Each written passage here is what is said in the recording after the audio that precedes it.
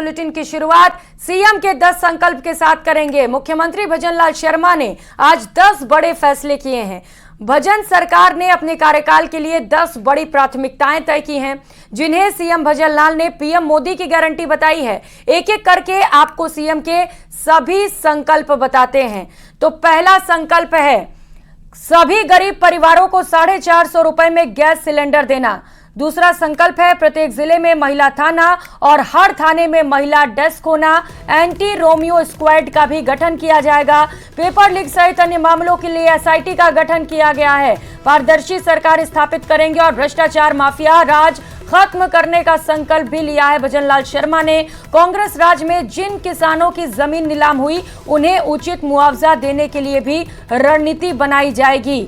800 करोड़ रुपए के निवेश के साथ ही क्षेत्रीय विरासत स्थापित भी किए जाएंगे। केंद्र इसे स्थापित करेगी और सभी छात्राओं को केजी से लेकर पीजी तक मुफ्त शिक्षा देने का भी वादा किया गया है। पर्यटन क्षेत्र में 2000 करोड़ रुपए के निवेश के साथ ही 5 लाख युवाओं को प्रशिक्षित कर रोजगार के अवसर भी प्रदान किए जाएंगे।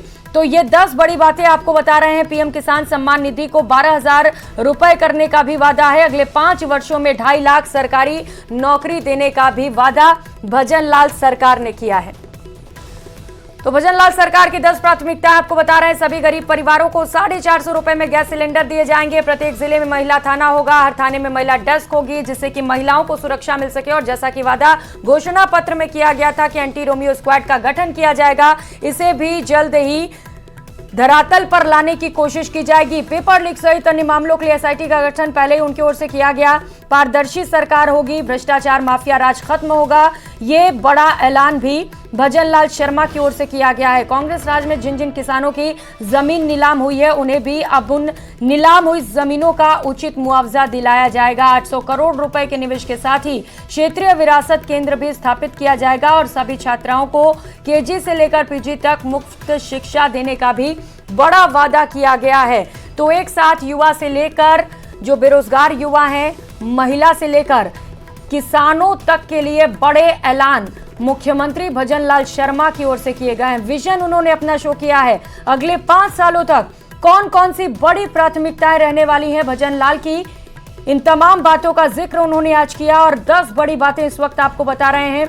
10 प्राथमिकताएं तय कर ली गई हैं।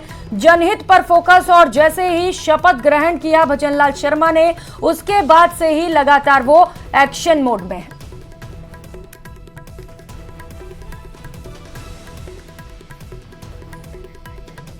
और राजस्थान मंत्रिमंडल में कौन कौन चेहरे शामिल होंगे ये फाइनल हो चुका है। अब इंतजार है तो सिर्फ नामों के ऐलान का। इस बीच खबर यह भी है कि 23 या फिर 24 दिसंबर तक मंत्रिमंडल का विस्तार हो सकता है। राज्यपाल कलराज मिश्र 22 दिसंबर तक उदयपुर दौरे पर हैं। ऐसे में उनके लौटते ही कैबिनेट विस्तार की प्रक्रिया शुरू कर दी जाएगी।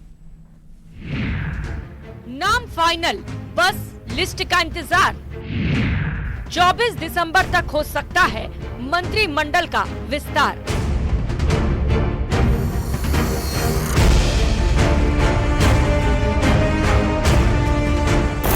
प्रदेश में सत्ता परिवर्तन के बाद भजनलाल सरकार एक्टिव मोड में है। सीएम भजनलाल शर्मा भी 2 बार दिल्ली आ चुके हैं। कई फैसले भी लिए जा चुके हैं, लेकिन कैबिनेट में किन किन चेहरों को शामिल किया गया है, ये सवाल अभी कयासों में है। ऐसी चर्चा है कि सीएम के दिल्ली दौरे में मंत्रिमंडल में शामिल होने वाले चेहरों के नाम फाइनल हो चुके हैं, बस ऐलान बाकी है।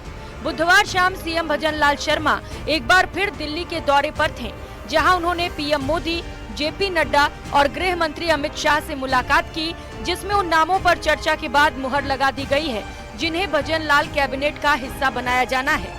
ऐसी चर्चा है कि बैठक में 17 से 23 नामों पर चर्चा हो चुकी है।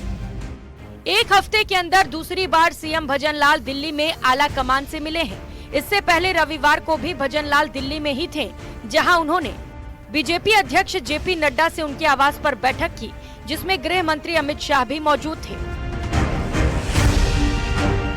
राजस्थान की नई सरकार के नए मंत्रिमंडल को लेकर जो सुगबुगाहट है, अगर उस पर गौर करें तो पहले चरण में नई कैबिनेट में 15 से 20 मंत्री शपथ ले सकते हैं।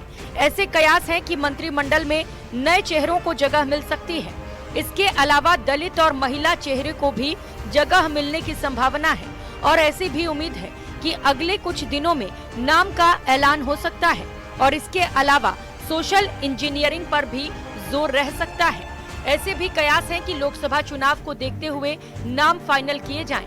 सीएम के दिल्ली दौरे के बाद इतना तो साफ है कि आने वाले दिनों में कैबिनेट में जिन चेहरों को शामिल किया जाना है उनके नाम का ऐलान हो सकता है, लेकिन जिन नामों पर चर्चा जारी है उनमें अनीता भदेल विधायक अजमेर दक्षिण, डॉक्टर विश्वनाथ मेघवाल विधायक खाजूवाला, जोगेश्वर गर्ग विधायक जालोर, मदन दिलावर विधायक रामगंज मंडी, जितेंद्र गोठवाल विधायक खंडार, डॉक्टर किरोड़ी लाल मीणा विधायक सवाई माधोपुर, अमृतलाल मीणा विधायक सलुम्बर, जोराराम कुमावत विधायक सुमेरपुर, बाबा बालकनाथ विधायक तिजारा, भागचंद सैनी विधायक बांदीकुई, हंसराज पटेल विधायक कोटपुतली, पुष्पेंद्र सिंह रनावत विधायक बाली, सिद्धि कुमारी विधायक बीकानेर पूर्व, गजेंद्र सिंह खीवसर विधायक लोहावट, गुरवीर सिंह विधायक सादुल शहर, दीप्ति किरण माहेश्वरी विधायक राजसमंद,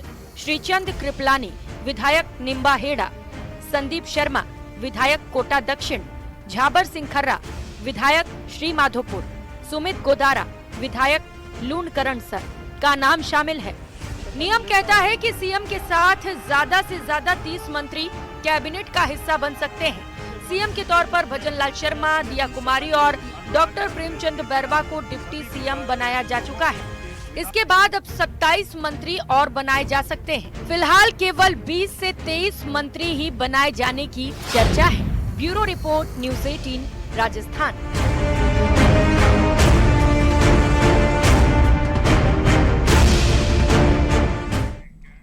और वासुदेव देवनानी अब राजस्थान विधानसभा को चलाएंगे। आज सभी विधायकों ने सर्वसम्मति से देवनानी का समर्थन किया, जिसके बाद विधानसभा अध्यक्ष ने भी सभी का धन्यवाद किया।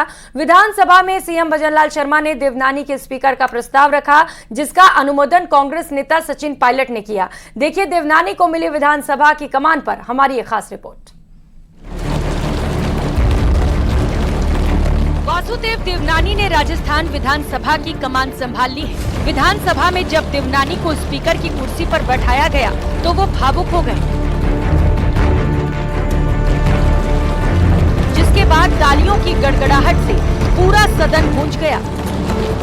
सभी ने देवनानी को बधाई दी। सभी विधायकों ने अपने अध्यक्ष का स्वागत किया।